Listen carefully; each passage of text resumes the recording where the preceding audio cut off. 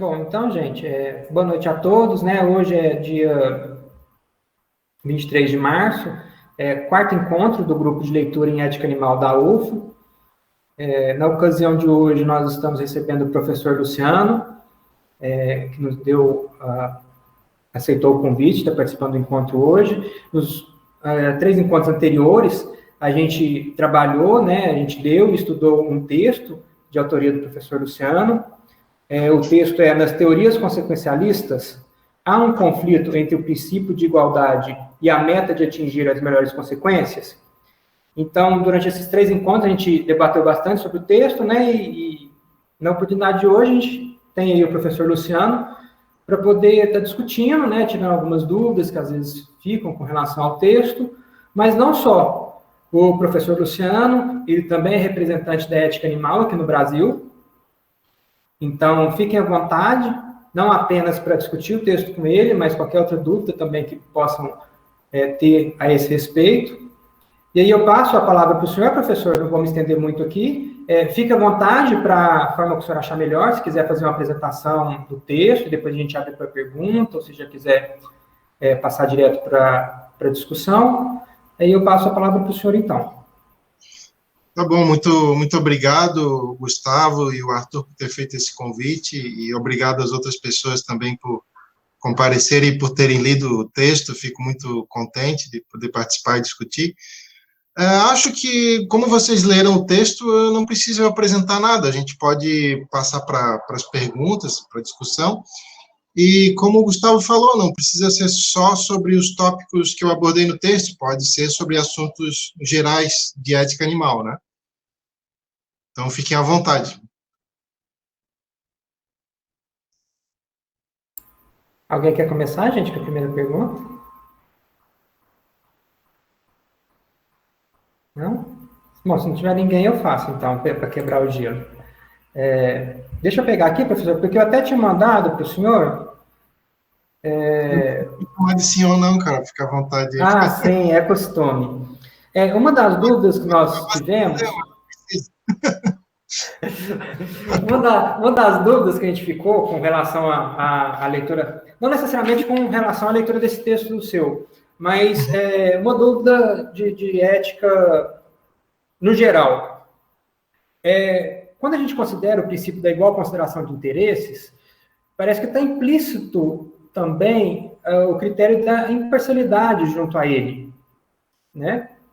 Mas aí a gente tem, quando a gente vai aplicar isso mesmo, né, no dia a dia, a gente tem que, nem sempre a gente consegue ser imparcial nas nossas decisões, né? Por vezes tem familiares, parentes envolvidos, aquelas pessoas mais próximas ou aquele grupo ao qual a gente tem mais afinidade. Então, uma dúvida nossa foi que como funcionaria essa questão dos afetos, das relações especiais que nós temos com outras pessoas, quando eu considero isso junto ao princípio da igual consideração de interesses? Um princípio anularia o outro, ou é possível conciliar os dois? Certo, obrigado pela pergunta, né? Essa é uma questão que sempre aparece, né, quando se discute esse princípio. Então, essa é uma questão de se existe justificativa ou não para se dar um peso maior aos interesses daqueles seres com os quais nós temos uma certa relação especial, né? Pode ser uma relação de proximidade, ou uma relação afetiva, ou uma relação de pertencimento a certo grupo, né? Então, uma questão que às vezes está atrelada a essa outra é em relação à importância dos sentimentos na ética, né, como o Gustavo mencionou. Eu, pessoalmente, acredito que, mesmo que alguém demonstre que os sentimentos têm um papel importante na ética, ou que deveriam ter, acho que isso não justificaria o critério das relações especiais. Porque essas duas questões normalmente são atreladas. Muitas vezes o critério das relações especiais é defendido com base no apelo a sentimentos, mas acho que não necessariamente uma coisa fundamentaria a outra, porque poderia-se dizer, por exemplo, que, vamos supor que fique demonstrado que sentimentos como empatia, por exemplo, deveria ser algo que todos deveriam desenvolver. Alguém poderia dizer o seguinte, que aceita esse critério de que devemos desenvolver empatia, mas que o critério das relações especiais ele é centrado no contrário, numa falta de empatia muito maior por quem está muito distante, por quem não pertence à espécie humana, ou por quem não, por qualquer um outro que não se mantém uma relação especial. Então, eu penso que se houver alguma outra maneira de se defender o critério das relações especiais, teria que ser de outra forma. Então, e me parece difícil fundamentar esse critério por algumas razões. Eu anotei alguns exemplos que eu vou dar, que eu acho que colocam um ponto de interrogação, ainda que, digamos, a posição mais intuitiva, a posição que eu acho que a imensa maioria de nós tem intuição, e a imensa maioria de nós, talvez todos nós, na maior parte dos momentos, haja com base nela, é de que a gente tem justificativa para dar uma consideração maior àqueles seres com os quais a gente tem uma relação especial. Mas o que eu vou argumentar aqui é que eu penso que é muito difícil de fundamentar isso, muito difícil de defender que esse critério é adequado. E eu vou dar um exemplo que sugere que mesmo que a gente desse um peso maior àqueles seres com os quais a gente tem uma relação especial, ainda assim a gente teria que, na maior parte dos casos, priorizar aqueles seres que estão numa situação muito pior, que normalmente são seres que a gente não tem essa relação especial. Então, vamos ver algumas tentativas de fundamentar esse critério, né, das relações especiais. Uma tentativa bastante comum é dizer que é isso que normalmente acontece e é isso que é mais intuitivo para a gente, né? Mas o fato de uma coisa acontecer por muito tempo, ou de ser uma intuição, não mostra que necessariamente essa coisa está correta ou tem justificativa para ser feito, né? Então, é possível que, apesar de a gente ter essa forte intuição, que isso seja um preconceito da mesma maneira que, por exemplo, a maioria das pessoas tem intuição de que está justificado consumir os animais, ou já tiveram a intuição de que a escravidão humana era correta, etc. Então, alguns contra-exemplos que parecem sugerir que o critério das relações especiais é problemático, né? O primeiro deles é o seguinte, não sei, claro que não é o caso do que o Gustavo colocou, porque eu conheço a posição que ele defende, mas é o caso de outras pessoas de, por exemplo, utilizarem o critério das relações especiais para defender o especismo. Eu sei que o Gustavo é um anti-especista, não defenderia isso, mas outras pessoas, outros autores defenderam isso, né, na ética. Por exemplo, que é a ideia de que nós temos razões para dar um peso maior àqueles primeiros da nossa família, depois os amigos, depois os colegas, depois os conhecidos, depois as pessoas que moram no mesmo país, depois os do mesmo gênero, depois os da mesma raça, e por fim a humanidade inteira, e lá por último os animais não humanos, né? Acho que esse é um critério que é problemático, porque, como ficou claro, ele serviria para tentar justificar o racismo, o sexismo e o especismo junto, né? E parece que se não funciona em um contexto, não parece funcionar em outro. Um contra-exemplo que parece sugerir que esse critério das relações especiais é problemático é que parece que tem claramente contextos onde é injustificável favorecer aqueles que a gente tem uma relação mais próxima. Por exemplo, em uma prova. Não parece que aquele cara que favorece os parentes numa prova, né, num concurso público, por exemplo, está agindo adequadamente, né? Ou o político que dá um emprego para os parentes. Mas, por exemplo, a imensa maioria das pessoas considera que, no caso de salvamento de vidas, né, esse seria um caso especial onde a gente teria justificativa para priorizar, salvar aqueles seres com os quais a gente tem uma relação mais próxima. Então, nesses casos, me parece que é importante distinguir duas questões. Uma dessas questões é se a pessoa é desculpável caso ela opte por salvar o parente, e outra questão é qual é realmente a coisa certa a se fazer. pode ser que não seja salvar o parente mais próximo. Vou dar um exemplo, tá? Normalmente, quando eu dou esse exemplo, as pessoas costumam dar um contra-exemplo que envolve, mas se você tivesse que escolher entre salvar um estranho e salvar a sua filha, né? Então, eu vou dar um exemplo análogo aqui, que é ao contrário. Vamos supor que a minha filha tivesse que escolher entre me salvar ou salvar outra pessoa que, ou essa pessoa seria muito mais prejudicada com a morte do que eu. Vamos supor que eu já tivesse vivido 90 anos muito bem, e essa outra pessoa fosse uma criança que teria muito pela frente para viver ainda. Ou então, que a minha filha tivesse que escolher entre me salvar ou salvar uma outra pessoa que é um benfeitor muito melhor do que eu e conseguiria beneficiar todos os seres sencientes muito mais do que eu daqui para frente ao longo da história. Me parece que, nesse caso, a coisa certa para ela fazer é salvar o estranho. Seja no primeiro caso, porque ele é muito mais prejudicado com a morte do que seria eu, tanto no segundo caso, porque essa pessoa faria muito mais bem para os outros do que eu faria. Tá?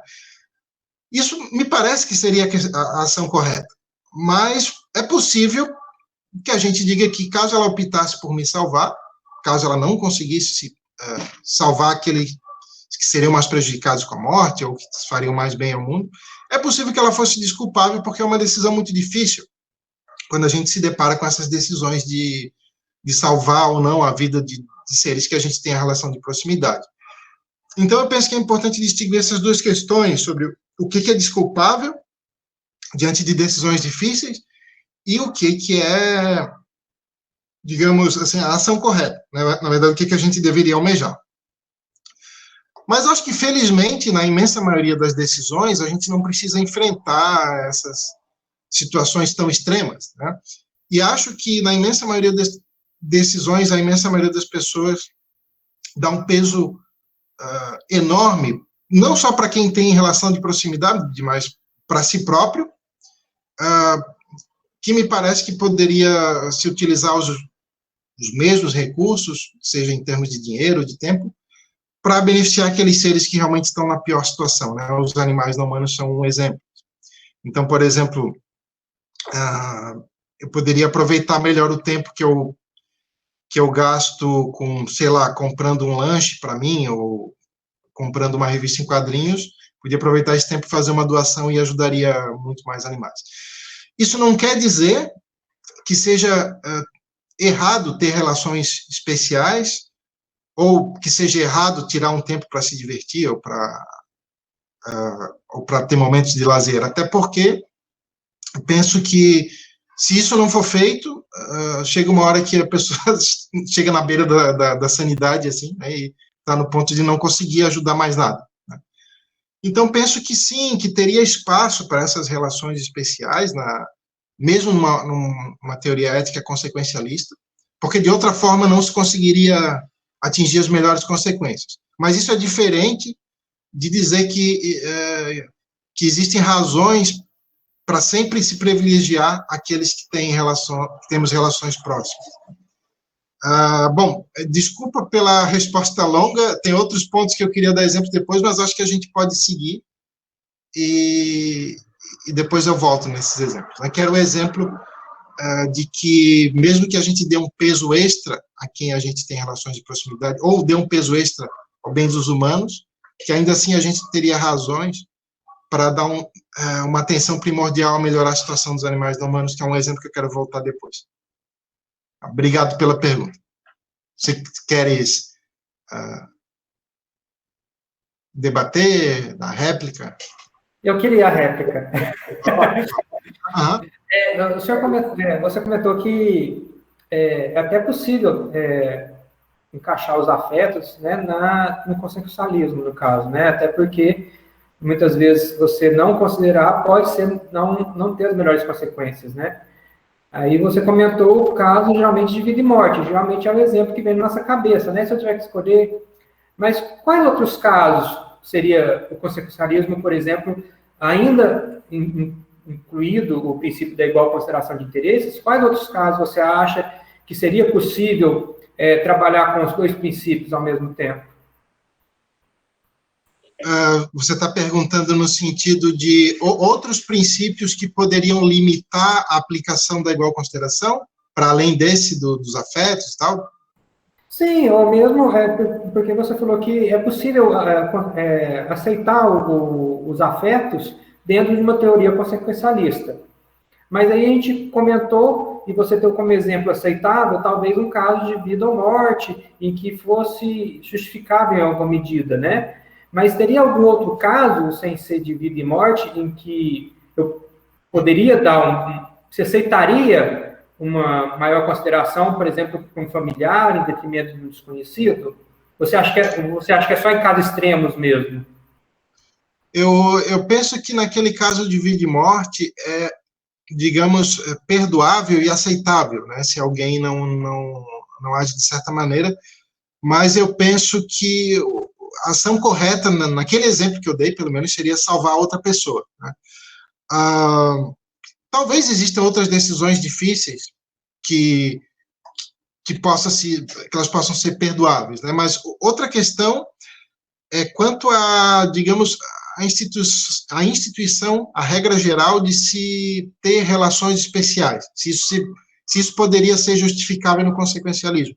E isso eu acho que sim, mas só para enfatizar que eu acho que isso não justifica dar um peso maior aos interesses daqueles que a gente tem a relação de proximidade, né? Acho que justifica ter relações de proximidade, mas que não justifica dar um peso maior, né? Então, por exemplo, acho que uma maneira de justificar relações de proximidade numa visão consequencialista de ética é dizer que por exemplo, se cada criança no mundo tiver tutores que cada um se dedica para aquela que tem relação de proximidade, essa poderia ser uma maneira de maximizar melhor o cuidado com essas crianças. Com crianças ou com animais não humanos que estão sob a tutela de humanos, do que cada um se preocupar imparcialmente com todos. Então, poderia-se dizer que ter certas relações especiais é uma maneira mais eficiente de maximizar aquilo que a visão consequencialista em questão visa maximizar. Nesse exemplo que eu dei, seria o cuidado com esses seres, né? Então, isso talvez seja uma regra que poderia se aprovar, ainda que em casos onde se visse claramente que essa regra não conduz às melhores consequências, talvez fosse o correto quebrar essa regra e dar prioridade a quem a gente não tem uma relação de proximidade. Por exemplo, vamos supor que alguém da minha família está precisando de um remédio, mas não está numa situação tão grave, e aparece na frente da minha casa um animal não humano que está numa situação muito grave, e que se eu não atender ele agora, ele vai morrer, né? Então, parece que esse é um caso, claramente, que a ação correta é atender o estranho, né? Porque ele está pior, né? Ele corre mais risco, etc. Mesmo que eu tenha também razões para atender aqueles que eu tenho uma relação de proximidade, mas nesse caso, porque o prejuízo para eles seria menor, eu tenho razões para priorizar o estranho. Mas eu queria comentar que existem outros princípios que eu penso que talvez sejam importantes, que poderiam ser, pelo menos, incorporados pelo princípio da igual consideração, e que eles terminariam em quebrar, em alguns casos, aquela prescrição de que devemos sempre minimizar o dano maior. Por exemplo, vamos supor que a gente se depara com dois indivíduos e o primeiro está com um sofrimento leve, não um sofrimento leve, mas um sofrimento considerável, mas que não é muito grave, e o segundo está com um sofrimento muito grave, né? Bom, se a gente disser assim, bom, tudo mais sendo igual, parece que a gente tem razões para priorizar, atender aquele que está com sofrimento grave. Mas vamos supor que, nesse caso, aquele que está com sofrimento grave, ele está com esse sofrimento grave porque ele tentou matar o primeiro e não conseguiu, ele se desequilibrou, ele machucou um pouco aquele primeiro indivíduo, mas ele mesmo, sei lá, caiu de uma janela e se machucou muito, né? Então, parece que o fato de ter sido esse segundo indivíduo, que ele está assim machucado porque ele tentou causar um mal muito grande ao primeiro, parece que a gente tem razões, então, para priorizar, atender o primeiro. porque por questões centradas no que a gente usa o conceito de merecimento, né? Porque esse primeiro foi a causa do dano, desculpa, o segundo, né, que está mais machucado, foi a causa do dano no primeiro. Né?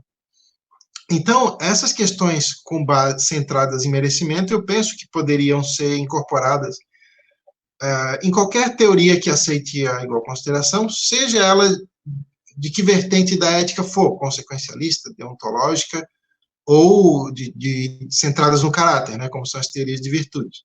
Por exemplo, vamos supor uma teoria igualitarista, né, que prescreva que temos sempre razões mais fortes para ajudar aqueles que estão na pior situação, porque isso diminui a desigualdade.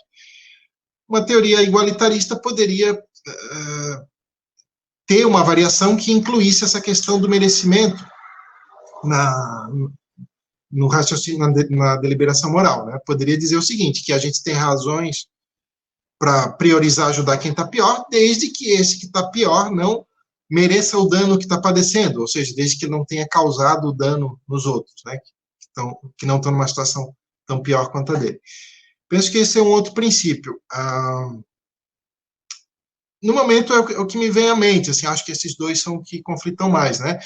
Mas, assim, tem várias outras coisas, outros princípios, que aí, na verdade, eles são facetas distintas do princípio da igual consideração. Então, por exemplo, porque o princípio da igual consideração ele é um princípio geral, né? Ele não é substantivo, ele não prescreve uma maneira específica de determinação correta, né? Como eu coloquei lá no artigo. Ele só diz que, seja lá de que maneira se determine qual é a ação correta, não há justificativa para alguém ser tendencioso a favor desse ou daquele indivíduo. Né? Mas isso é compatível com vários critérios. Por exemplo, é compatível lá com o Maximin, né, que é o critério que diz que a gente sempre, que quanto pior alguém estiver, mais fortes as razões para priorizar, melhorar o bem-estar de alguém. Mas é compatível também, por exemplo, com o critério de salvar a maior quantidade de indivíduos, né, que seja lá qual for o curso de ação que salve a maior quantidade de indivíduos, a gente deveria escolher esse curso de ação. É compatível também com o princípio prioritarista, né, que diz que quanto pior alguém estiver, mais valor tem cada unidade adicional de bem-estar que é colocada, que é fornecida para esse indivíduo. Né? Bom, é compatível com vários princípios. Né? Pode acontecer desses princípios conflitarem em certas situações. Né? Por exemplo, se a gente, vamos supor que nós aceitamos esses dois princípios, né, de que nós temos razões para priorizar, ajudar quem está na pior situação, mas também aceitamos aquele princípio de salvar a maior quantidade de indivíduos. Né? Mas pode ser que a gente tenha que escolher em uma situação ou salvar a maior quantidade de indivíduos e esses indivíduos não estão na pior situação, ou salvar uma minoria que está na pior situação, né? E, nesses casos, não tem outra maneira a não ser tentar fazer o que a gente chama de comensurar o peso desses dois princípios. Né? Estabelecer, por exemplo, o quão maior precisa ser essa maioria para que tenha prioridade, essa maioria que não está na pior situação, né? E o quão pior precisa ser a situação da minoria para que passe a ter prioridade. Né? Então, infelizmente, é um cálculo difícil de ser feito e a gente tem que fazer intuitivamente, mas, digamos, qualquer tentativa de fazer esse cálculo tem maiores probabilidades de chegar em resultados justos do que a gente simplesmente não pensar nisso, né, e agir de qualquer maneira. Obrigado, André? André? André, não consigo ouvir. Agora sim. Tá me ouvindo agora? Sim. Então, obrigada pela tua resposta, Luciano. Na verdade, assim, eu já fiz essa pergunta, eu venho me questionando sobre essa questão dos afetos, né, nas teorias éticas há algum tempo. E eu já tentei dialogar com várias pessoas e você foi a pessoa com a resposta mais completa e, assim, que me satisfez. Então, eu achei muito interessante, assim, Então, na verdade, assim, eu vou fazer algumas perguntas, assim, porque como eu estou estudando ainda, eu tenho algumas dúvidas, tá? Eu comecei a estudar, eu li lá no teu site do Animal, Ética Animal. Não é meu, né? Eu participo também, mas não participa da organização, mas até o site não sou eu que faço, né? São outras pessoas. Tá. Mas eu li lá que aquele site também é maravilhoso, ele é uma fonte de informação para mim muito grande, tem bibliografia, tem várias coisas. E assim, essa questão da imparcialidade ou do princípio da igual consideração, me parece que a única teoria ética em relação ética animal, né, da ética animal, que não incorpora esse princípio seria a ética do cuidado. E eu fui estudar a ética do cuidado, porque assim, a princípio eu tinha um interesse muito grande, eu achei muito interessante a proposta. Mas aí eu comecei a achar que tinha algumas armadilhas, alguns perigos nessa teoria. Quando não coloca o princípio da igual consideração como central, isso pode. Eu não estou dizendo que as pessoas que defendem a ética do cuidado têm essa intenção. Talvez, provavelmente não é isso. Mas eu acho que algumas interpretações podem levar a isso e é perigoso. Como essa questão de, então quem está do meu lado, quem faz parte do meu círculo primeiro de afeto, né? Deve receber uma consideração maior do que aqueles que não estão. Isso pode levar a várias situações muito complicadas, né? E a tua resposta foi muito legal, porque você falou essas situações em que haverá um conflito entre dar uma consideração maior ou menor para quem está do meu lado, ou um ser também que não é do meu círculo, são situações excepcionais, não acontecem no dia a dia o tempo todo, né? É a mesma coisa assim, nós somos muito criticados. Todo vegetariano já ouviu aquela história de que, mas se você estivesse numa ilha com só você e um porco, você comeria o porco ou não comeria o porco? Quem já não ouviu isso, né? Na verdade, assim, a gente não está numa ilha com porco. As nossas situações cotidianas não são essa situação excepcional lá com porco. Então, assim, no nosso dia a dia, a grande maioria dos nossos conflitos éticos envolvem relações que dá sim para você ter um princípio da igual consideração que guia as suas ações, né? Não sei se eu estou sendo clara, porque eu estou falando várias coisas sobre isso. Aí, se eu estiver muito longa, me corta, tá, Gustavo? Depois daquele encontro que a gente teve com a Maria Alice, né? Que calhou dela falar da ética do cuidado, eu fui ler a bibliografia que ela indicou e acabei achando um texto assim bem completo da Josephine Donovan, Feminismo e o Tratamento aos Animais, From Care to Dialogue. E ela fala desse primeiro momento da teoria do cuidado, que começou com a Gilligan, e que era uma crítica quanto mais aos consequencialistas e as teorias que elas chamam de racionalistas, né, feitas por homens, que eu já acho complicado isso, quem faz, quem não faz, enfim. E aí ela fala no segundo momento da teoria da ética do cuidado, que já seria a Donovan e a Adams, que ela fala mais de uma teoria dialógica. Mas mesmo nessa segunda geração, ainda existe uma crítica muito forte ao princípio da igual consideração e a questão da razão. Então, eu queria saber mais de você, Luciano, se realmente existe mesmo essa primeira e segunda geração da teoria do cuidado, mas se você acha que nessa segunda geração é possível realmente que elas não estejam criticando,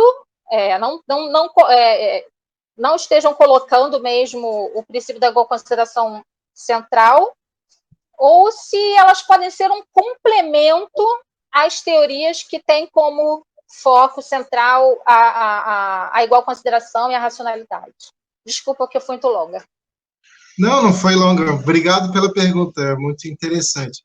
Bom, vou confessar que eu não conheço a fundo essa bibliografia dessa segunda onda, né, da segunda geração da ética do cuidado, mas, do pouco que eu conheço, me parece que também é possível, não sei se alguma dessas autoras faz isso, mas também seria possível desenvolver uma teoria do cuidado que fosse um cuidado em termos universais, né? Seria uma prescrição que não dependeria de relações especiais, porque a ideia de cuidado é, né, cuidar daqueles seres que são vulneráveis, visando o bem deles. Mas eu imagino que não tem nada nesse conceito que necessariamente implique que a gente tem que dar um peso maior para aqueles que a gente tem relações mais próximas. Até porque penso que quem precisa de mais cuidado é quem não tem essas relações próximas com quase ninguém, né? São os que estão mais vulneráveis de todos, assim. Então, eu particularmente penso que o cuidado, a ideia, a virtude do cuidado, poderia ser incorporado pelas teorias que são centradas na imparcialidade. Agora, o que eu não sei é se as teorias do cuidado poderiam incorporar a imparcialidade, porque eu não conheço essas teorias tão a fundo, né, nessas autoras que você mencionou. Então, penso que a minha visão é que qualquer teoria ética, para ela ser adequada, ela tem que incorporar o princípio da igual consideração, porque as razões para se defender o princípio, para se aceitar o princípio da igual consideração, são independentes da aceitação de uma teoria ética específica. Não é, por exemplo, que primeiro eu tenho que aceitar o utilitarismo, ou primeiro eu tenho que aceitar uma teoria de direitos, ou primeiro que eu tenho que aceitar alguma forma de consequencialismo, para depois aceitar o princípio da igual consideração. Não. As razões para se aceitar o princípio da igual consideração são antes da aceitação de uma forma específica de determinar a ação correta, né? O que o princípio da igual consideração diz é uma ideia que é quase trivial de que não existe justificativa para a gente favorecer ou desfavorecer tendenciosamente alguém, né? Então, para se aceitar isso, a pessoa não precisa se comprometer, não, eu sou um utilitarista, eu sou um prioritarista, eu sou um defensor de direitos, né? Então, eu penso que talvez a única maneira de tornar plausível essas visões centradas no cuidado é incorporar a ideia de cuidado a partir da igual consideração, né? Penso que, como o cuidado é um tipo de virtude, né, e penso que, no sentido de os proponentes da ética do cuidado apontarem que algumas teorias de direitos, né, não todas, e não todas as teorias universalistas, né, centradas na imparcialidade, algumas teorias de direito cometem, digamos assim, o erro de pensar que os indivíduos são autônomos no sentido de eles serem independentes e nunca precisarem ser cuidados, né? Acho que essa crítica que as autoras do cuidado fazem é interessante, porque penso que realmente isso seja verdade, né, que um indivíduo autônomo só consegue chegar a esse ponto de exercer autonomia depois que ele foi muito cuidado desde bebezinho e passou pela infância, etc. Essa crítica eu acho interessante, mas é importante observar que isso não implica que, então, necessariamente tem que se aceitar o critério das relações especiais, né? Pode-se aceitar o cuidado em termos universais, como se fosse uma virtude que poderia complementar e fortalecer as pessoas em geral, agentes morais, para que consigam atingir as metas da moralidade, por exemplo, beneficiar os seres sencientes. Então, acho que poderia ser um complemento nesse sentido, como eu penso que qualquer ética de virtudes, eu não vejo como plausível a afirmação de que éticas de virtude poderiam substituir as éticas da ação correta, né, as teorias normativas que visam dizer qual é a ação correta, mas penso que virtudes podem complementar no sentido de tornar os agentes morais mais capazes de fazer o que é correto. Por exemplo, vamos supor que eu pessoalmente aceito a meta de que a gente tem que beneficiar os seres sencientes o máximo possível, né? E vamos supor que eu aceito essa meta, mas que eu não consegui desenvolver a virtude, sei lá, da coragem, e eu não consigo participar de um debate em um auditório, né? Então, se eu fosse um adepto de uma teoria de virtudes que me incentivasse a praticar a coragem, isso seria muito benéfico para atingir a meta de beneficiar os seres sencientes, né? Então, acho que as teorias de virtudes podem ser, assim, um complemento para as teorias da ação correta. Acho que elas não podem substituir essas teorias, porque, de outro modo, a gente não teria como decidir quais são as virtudes e quais são os defeitos, quais são os vícios, mas acho que, em algum sentido, sim, são complementares. Vocês querem comentar? Fica à vontade, gente. Se quiser abrir o microfone, fazer alguma pergunta, discutir.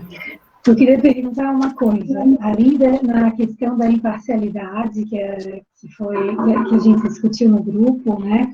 Se a gente quebrar, porque se a gente vai usar como base das teorias éticas o princípio da igual consideração de interesses, se eu colocar alguém, se tiver em jogo, naqueles exemplos que tem no texto, nas situações, se eu troco de posição o A e o B, se mudar, as teorias não vão cumprir as metas. Então, se a gente colocar alguma ressalva, por exemplo, no fato de ser um familiar, de ter uma relação próxima, não vai estar quebrando a meta daquela teoria que a gente vai estar, né?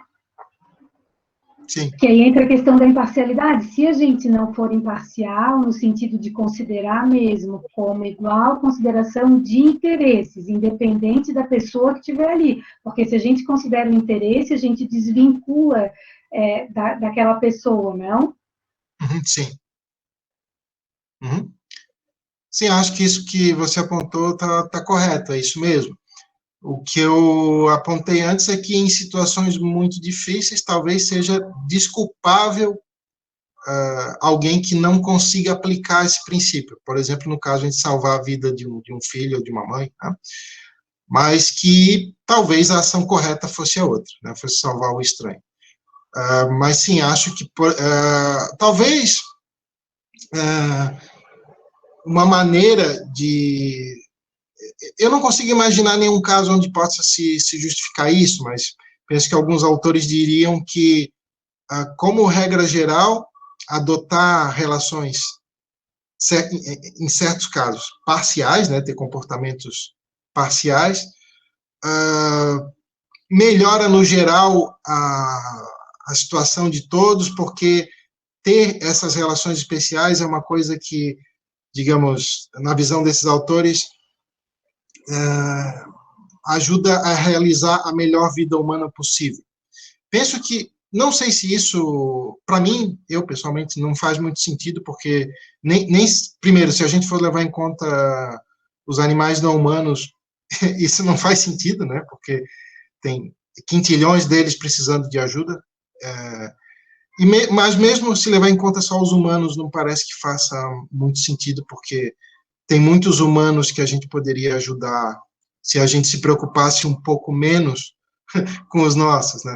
Então, o que eu queria apontar, que eu até trouxe um exemplo aqui, é assim, mesmo, vamos supor que a gente admita uma parcialidade moderada, tá? Que a gente tenha, sei lá, razões para preferir aqueles seres que a gente tem relações especiais, diante de casos onde o prejuízo seria muito grande, se a gente, para eles, né, se a gente não preferisse. Bom, ainda que fosse se admitir algo assim, como a Andréia apontou antes, na imensa maioria dos casos a gente não está em situações assim, e então parece que mesmo as pessoas que admitiriam essa parcialidade moderada teriam ainda razões muito fortes para dedicar boa parte do seu tempo e dos seus recursos para ajudar aqueles que estão na pior situação, que, agora com o exemplo que eu vou dar, fica muito claro que o peso que lutar pelos animais não humanos deveria ter, deveria ser muito grande, tá? Então, eu bolei um exemplo aqui. Quem já fez o curso aqui da ética animal da UFSC, talvez já conheça esse exemplo, que eu lembro, acho que o Arthur estava, né? O Gustavo, acho que estava, né, nessa última edição, e tinha outra moça aqui que eu vi, a Bruna, eu acho que estava, né, no curso. Isso. Tá, eu lembro do nome dela. Então, vamos supor que a gente admita uma parcialidade moderada, não apenas àqueles seres que a gente tem uma relação de proximidade, mas aos humanos em geral, tá? Porque me preocupa muito a defesa que é feita do especismo antropocêntrico com base nesse critério da relação de proximidade, né? Vamos supor, então, que a gente descarte o princípio da igual consideração e diga o seguinte: não é nem uma parcialidade moderada, é uma baita parcialidade a favor dos humanos, e diga assim, ó, dados dois sofrimentos, ou danos em geral, de magnitude equivalente, o do humano importa 10 vezes mais. Tá? Então, isso quer dizer o seguinte, que se a gente for investir uma certa quantia em ajudar os humanos, que teria que ter 10 vezes mais animais não humanos naquela mesma situação ruim, para a gente chegar a investir essa mesma quantia em ajudar os animais não humanos. Ok. Agora vamos supor o seguinte, vamos supor que a quantidade anual de animais não humanos em uma situação de sofrimento extremo seja muito menor do que seja 1 trilhão de indivíduos. A gente sabe que isso é muito mais, que provavelmente chega ou passa de 3 trilhões só em animais usados para consumo, né, por conta de que a imensa maioria são peixes, né, mortos e tal. Mas vamos supor que fosse assim apenas 1 trilhão. Né?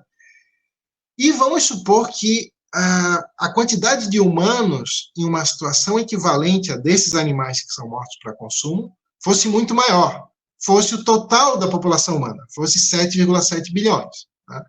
Então, assim, eu já estou dando um exemplo assim para a gente conceder bastante para efeito de argumentação, imaginando que a situação dos humanos fosse muito pior e de que a situação dos animais não humanos não fosse tão ruim quanto é. E assumindo ainda, então, que a gente fosse dar um peso 10 vezes maior ao bem dos humanos, por causa de relações de proximidade com a humanidade, etc. Mesmo se a gente fizer isso, nesse cenário, né, a gente ainda teria que investir 13 vezes mais recursos para ajudar os animais não humanos, por causa da proporção, né, de 7,7 bilhões para 1 trilhão, e multiplicando lá os 7,7 bilhões por 10. Né. Então, isso é um cenário hipotético. O cenário real é muito pior ainda, é muito mais difícil de justificar não dar uma prioridade aos animais não humanos. Ó, vamos ver, qual é o cenário real, né? A gente tem uma população de humanos que é em torno de 7,7 bilhões. E a gente tem uma população mundial de seres sencientes, não humanos, de próximo, estimado, né, em 10 quintilhões. Isso levando em conta não só os animais explorados pelos humanos, seres sencientes em geral, que muito provavelmente estão numa situação ruim, como é o caso dos animais que nascem na natureza, né? Quem fez o curso lá lembra que a imensa maioria dos animais que nascem na natureza nasce só para sofrer bastante e morrer pouco depois, dias depois, horas depois, por aí. Isso acontece porque a imensa maioria das espécies de animais se reproduz tendo uma quantidade enorme de filhotes, tá? Dependendo da espécie, são dezenas, ou são centenas, ou milhares, milhões, ou mesmo muitos milhões, né? Por exemplo, eu dei um exemplo lá no curso com bacalhaus, né, que é 2 milhões de descendentes por gestação, peixe-lu é 300 milhões, e o que acontece é que, normalmente, se a população permanece mais ou menos estável durante certo período de tempo, é sinal de que só sobreviveram 2 por ninhada, né? Todo o restante nasce geralmente só para morrer, né? Geralmente de fome. É o caso das tartarugas, né? As filhotes de tartaruga, mas é o caso dos seres sencientes em geral. Então, a situação dos animais na natureza também é muito negativa. Então, a gente tem estimado uma população de animais não humanos sencientes, né, de 10 quintilhões. Isso porque tem estudos mais recentes sobre senciência de invertebrados também. Né? A imensa maioria desses animais são invertebrados. Então, quando a gente pensa lá em comparação de 10 quintilhões e 7,7 bilhões, que é a população de humanos, significa que para cada humano tem em torno de 1,3 bilhões de animais não humanos sencientes. Tá? Essas quantias são muito grandes, é muito difícil a gente visualizar a proporção delas. É diferente, por exemplo, quando a gente pensar 100 e 10, a gente consegue imaginar essa proporção. Agora, quando a gente fala em 10 quintilhões para 7,7 bilhões, então, ajuda muito se a gente faz uma analogia. Vamos supor que isso tudo seja um ano, tá? Vamos comparar isso com um ano. Então, os 7,7 bilhões seria 0,02 segundos desse um ano, que é a quantidade de humanos, né? Em comparação à quantidade de animais não humanos, que a maioria deles está numa situação de sofrimento. Então, para se dizer que o sofrimento humano equivalente deveria ter prioridade, que ainda assim deveríamos priorizar ajudar humanos em uma situação como é essa, teria que se dizer, então, que o sofrimento humano equivalente importa mais do que 1,3 bilhões de vezes o sofrimento equivalente dos animais não humanos. Mas, pelo princípio da igual consideração, a gente já vê que parece que não tem justificativa nem para dar um peso levemente maior ao bem dos humanos diante de sofrimentos de magnitude similar. Quanto mais para se dar um peso que é 1,3 bilhões de vezes maior.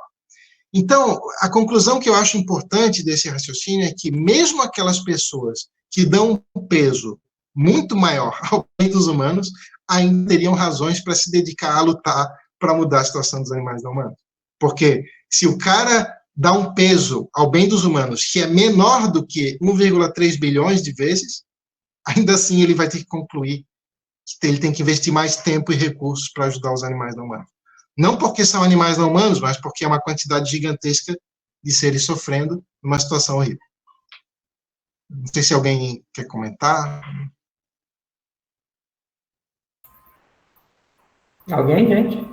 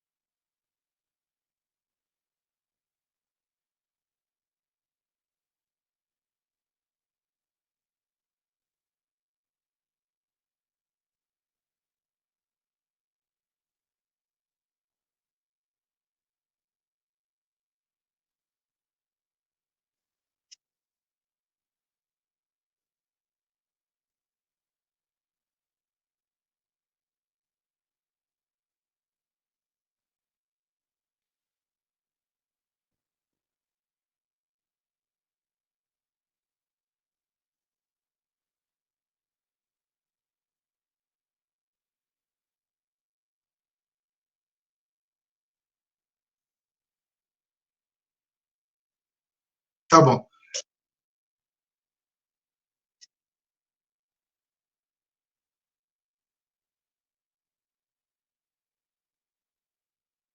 Tá.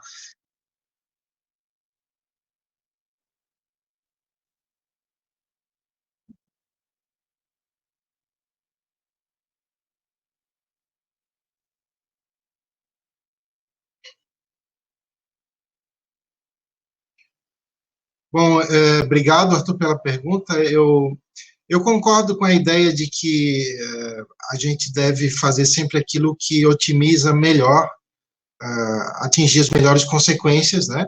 Levando em conta sempre o longo prazo. Mas eu não concordo com essa ideia de que privilegiar os humanos seja mais otimizante.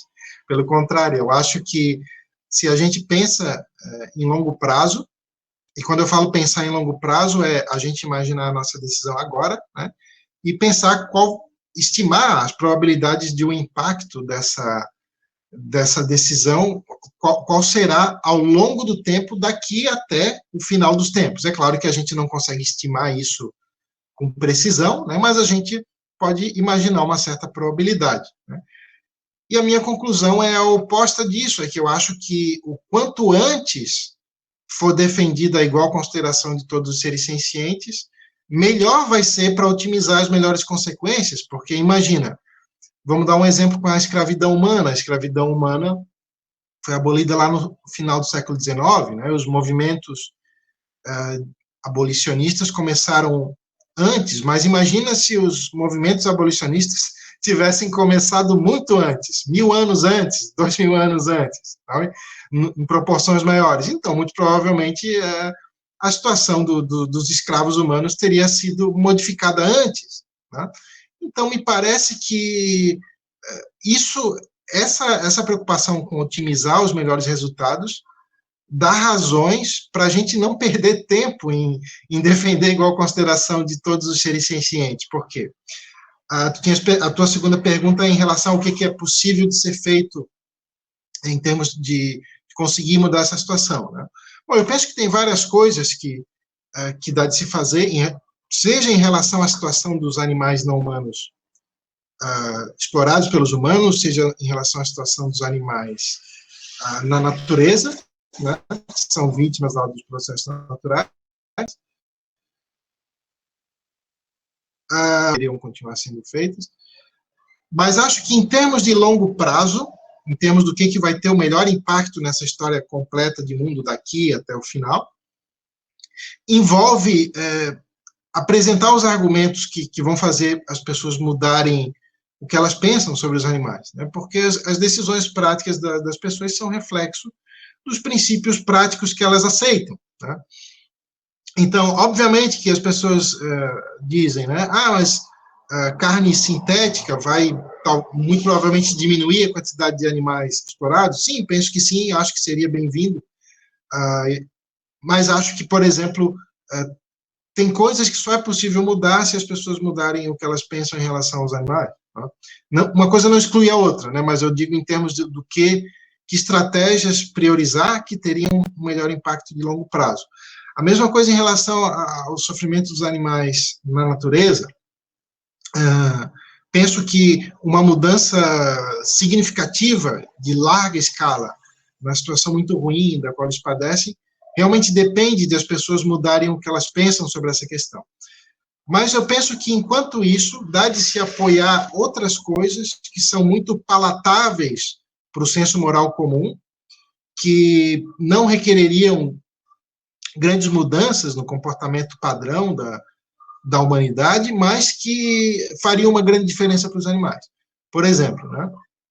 Eu já comentei contigo, a gente conversou várias vezes sobre isso, uma questão seria, por exemplo, os grandes herbívoros, como elefantes, eles são já defendidos pelos ambientalistas, né? E porque as espécies deles estão em extinção e não porque os ambientalistas se preocupam com o bem deles. Mas, ok. A presença de elefantes em determinado local contribui muito para diminuir significativamente a quantidade de nascimentos daqueles animais que teriam muitos filhotes e nasceriam só para morrer, né? Porque os elefantes comem muitas folhas e, com isso, eles diminuem a comida disponível, então tem menos reproduções daqueles animais pequenos. Então, ou seja, se você tem muitos elefantes numa área, indiretamente, o sofrimento geral, a quantidade de animais que passaria por uma vida de sofrimento geral, também diminui drasticamente. Bom, então, já que existem programas de ajuda aos elefantes, os defensores dos animais poderiam incentivar que esses animais continuem sendo ajudados ou que passem a ser mais ajudados. Isso não conflitaria com as intuições morais comuns, que as pessoas normalmente aceitam muito bem a vacinação desses animais, ou o fornecimento de comida, por exemplo, e seria uma maneira indireta de não só ajudar esses elefantes, mas ajudar a diminuir o sofrimento dos animais em geral. Então, a minha resposta é no sentido de, eu penso que o mais importante é divulgar os argumentos que realmente têm um potencial para fazer as pessoas mudarem a visão que elas têm do status moral dos animais, mas que tem algumas coisas práticas que são possíveis de ser feitas agora, né? Que poderiam ser aceitas mesmo por aquelas pessoas que são especistas, por exemplo. Não sei se queres continuar, tinhas uma pergunta adicional?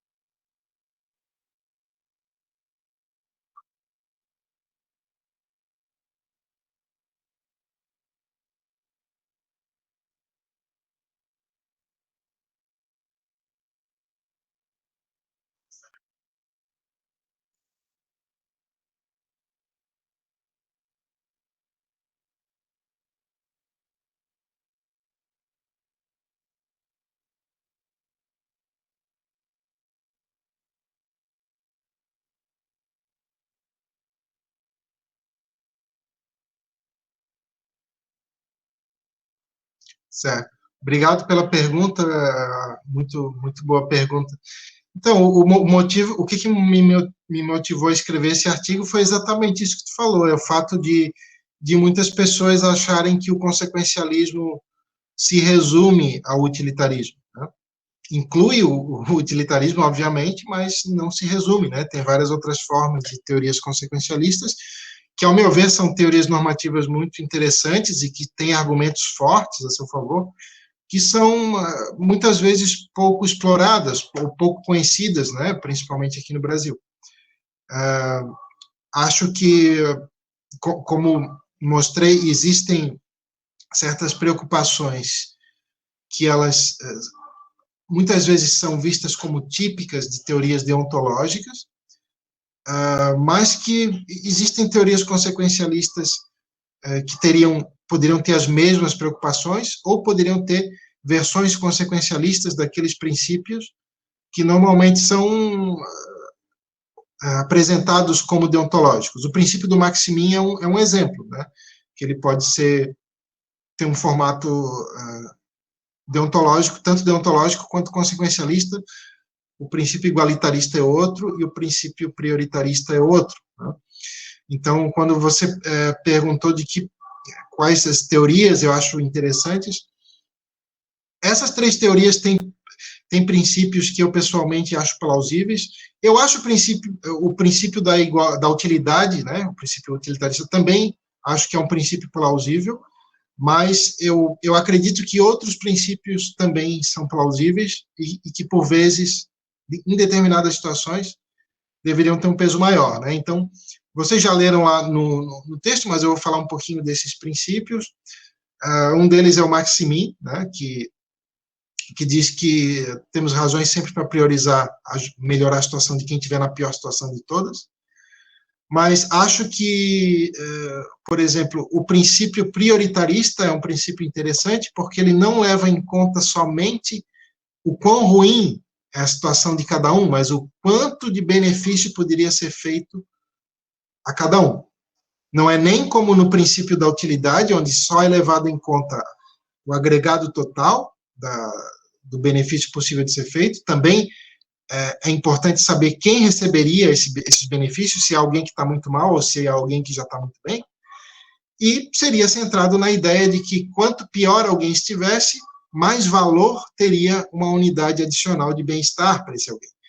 É parecido com o princípio da diminuição da utilidade marginal decrescente, né, que tem no utilitarismo, mas é diferente porque o princípio da utilidade marginal decrescente fala sobre recursos.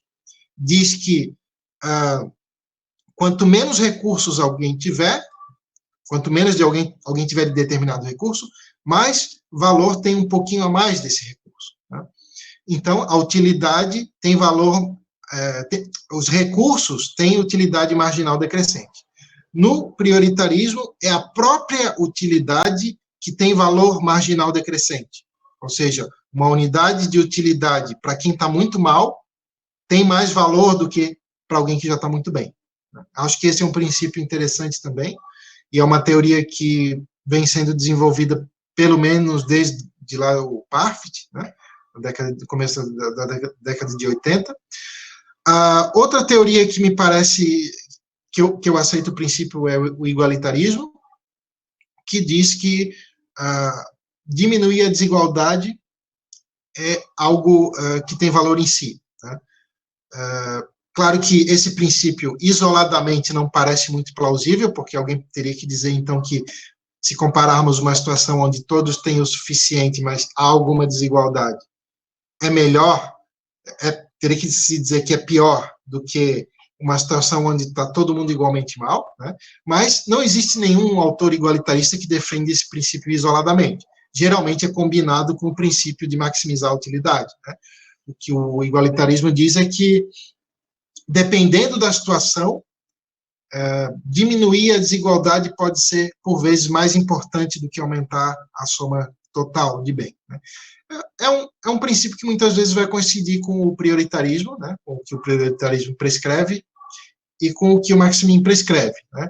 Então, eu penso que todas essas visões de ética, o igualitarismo, o prioritarismo e o Maximin são visões muito pouco conhecidas e que têm argumentos, ao meu ver, fortes a seu favor, e acho que valeria a pena se estudar mais a fundo essas visões. Né? Tem várias outras, né, mas essas três são as que eu acho mais interessantes. Mas eu particularmente não saberia dizer qual delas eu acho mais plausível. Daqui a pouquinho eu preciso terminar, porque eu tenho um compromisso às 8 horas, mas se quiserem fazer mais finalzinho, alguma pergunta? Alguém, gente, tem mais alguma pergunta? Eu quero fazer uma pergunta, acho que é um pouco mais direta, talvez, não sei, se você tiver tempo para responder. No finalzinho do seu texto, você fala do argumento da igual consideração e do argumento da relevância. Acho que ele deriva, né, do argumento da igual consideração. E eu queria te perguntar se esse argumento da relevância ele tem relação com o princípio da equidade. Quer dizer, se para que uma ação seja equitativa, ela tem que respeitar esse argumento da relevância. Sim, obrigado pela pergunta. Então, eu penso que, ao meu ver, é o princípio da igual consideração que deriva do argumento da relevância. Acho que o argumento da relevância é anterior, e acho que o princípio da equidade, ele já precisa assumir as duas coisas, tanto o argumento da relevância quanto o argumento da igual consideração. Por quê? Né? O que o argumento da relevância diz? É uma coisa bem trivial, mas que a imensa maioria de nós acaba esquecendo, que é que a gente precisa se basear em critérios que são relevantes para o que está em discussão. Né? Então, o exemplo que eu acho que eu dou no texto, não lembro bem, mas acho que era do hospital, né, que se estão procurando se tem uma vaga de médico, o que é relevante para avaliar os candidatos é saber se é um bom médico, se tem habilidade com a medicina, se trata bem os pacientes, etc. e que, para ser atendido na emergência desse hospital, o que é relevante é saber quem está doente, quem está ferido, quem está precisando de atendimento. E que, se a gente inverter os critérios, a gente está fazendo uma coisa muito louca, né? Está se baseando em critérios irrelevantes.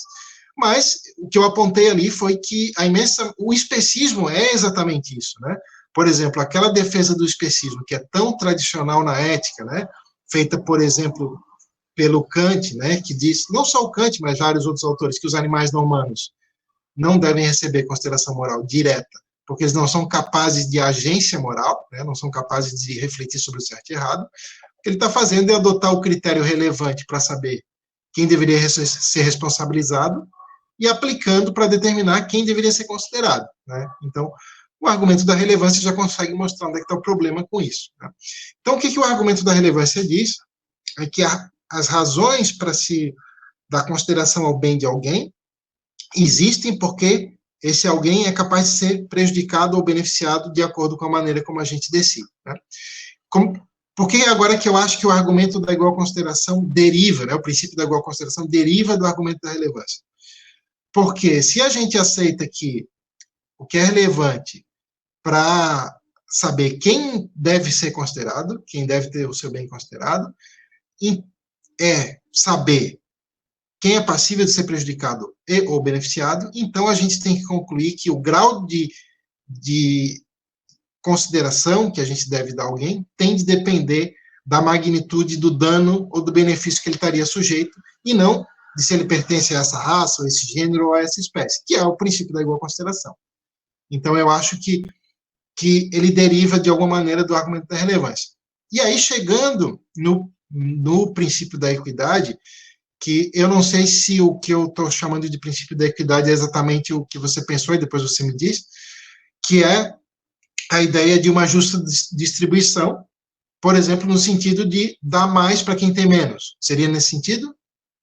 Eu acho que é uma visão rawlsiana de equidade, né? Quer dizer, a distribuição ela tem que considerar as necessidades dos envolvidos.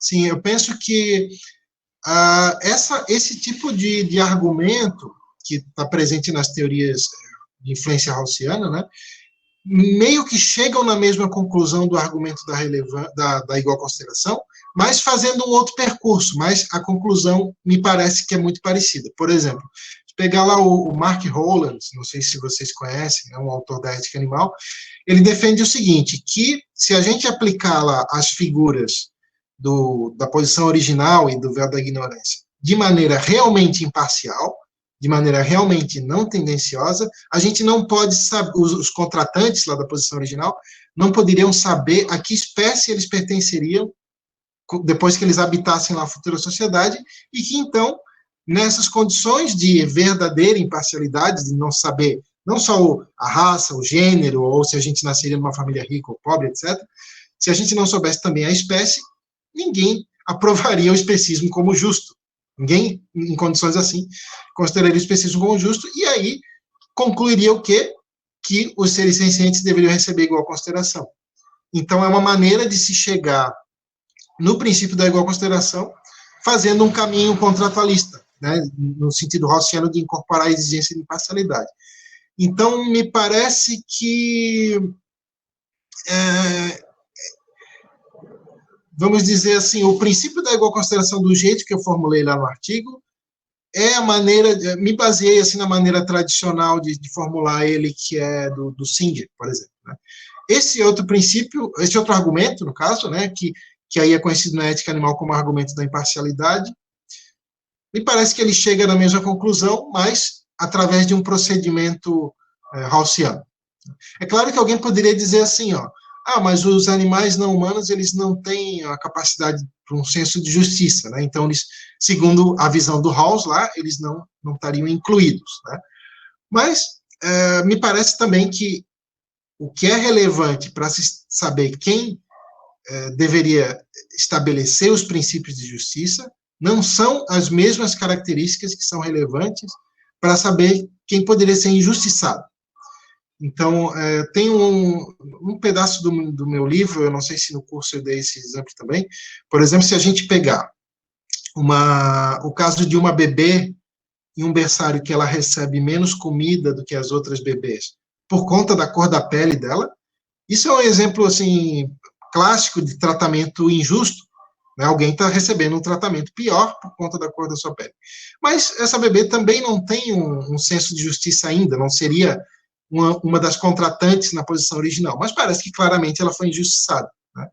Então parece que se a falta de um senso de justiça em certos humanos não torna impossível que eles sejam injustiçados, parece que a falta de um senso de justiça nos animais não humanos igualmente não torna impossível que eles sejam injustiçados. Então parece que o argumento da imparcialidade, lá através da figura do véu da ignorância e da posição original, poderia claramente rejeitar o especismo e chegar na mesma conclusão do argumento da igual consideração. Acho que é isso. Obrigado pela pergunta, muito boa. Eu te agradeço. Bom, pessoal, dada a hora, né? A gente tem que dar um tempo para o professor pelo menos beber uma água até o próximo encontro dele, que já está quase começando, né? Então, eu agradeço demais, viu, professor Luciano, a sua participação. Em breve a gente vai se ver aí, esse curso que o professor comentou, a gente vai soltar as inscrições dele em abril agora, para em maio também a gente está oferecendo ele pela UF, mas aí em breve a gente solta as maiores informações. Eu agradeço mais uma vez o senhor, se o senhor quiser falar mais alguma coisa, fica à vontade. Mas tudo bem, muito obrigado, agradeço muito o convite, né, do Gustavo e do Arthur, agradeço muito a presença de vocês, né, da Flávia, a Andréia, a Emily, a Laís, a Bruna e a Gisele. Tinha uma outra menina, não sei se ainda está, Mirmila, né? Não sei se eu esqueci alguém, é que não está aparecendo todo mundo na lista aqui, deixa eu ver. Acho que agora deu, né? Está aparecendo todo mundo. E muito obrigado por esse convite, e toda vez que vocês quiserem fazer outra conversa assim, fico muito feliz, estou à disposição, e fico muito, muito agradecido por vocês terem tido a paciência de ler o meu artigo, tá? Muito, muito obrigado mesmo.